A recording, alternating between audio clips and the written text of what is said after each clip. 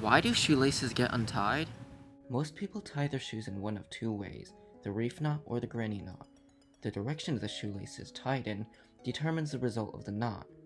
Two opposite direction crosses make a reef knot. Two same direction crosses make a granny knot. The easiest way to tell the difference is how the knots sit. A reef knot is horizontal, follows the string. A granny knot is perpendicular and makes a cross against the string.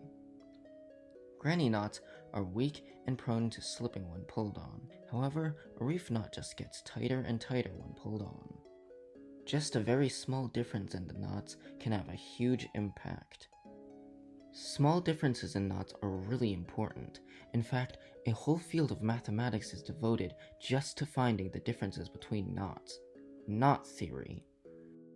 Knot theory is a subfield of topology. Topology is focused on continuous deformation on shapes. A topologist can stretch or expand an object, but not tear or glue it. A popular example in topology is morphing a coffee mug into a donut, because they are topologically equivalent. The donut has one hole in the center, and the coffee mug has one hole in the handle. Everything else about the shapes can be changed and don't really matter topologically.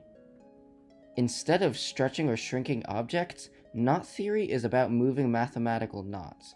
A math knot has its ends fused together, so it can't be untied. Instead, the string has to be moved around until it looks similar to another knot.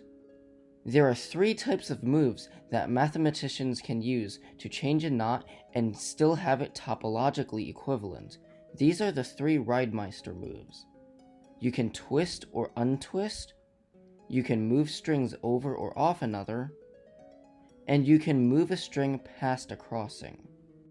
Mathematicians also use a wide variety of tools to make it way easier to figure out if two knots are the same or not. These are invariants.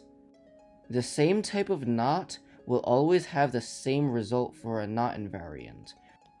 For example, a trefoil knot will always be tricolorable.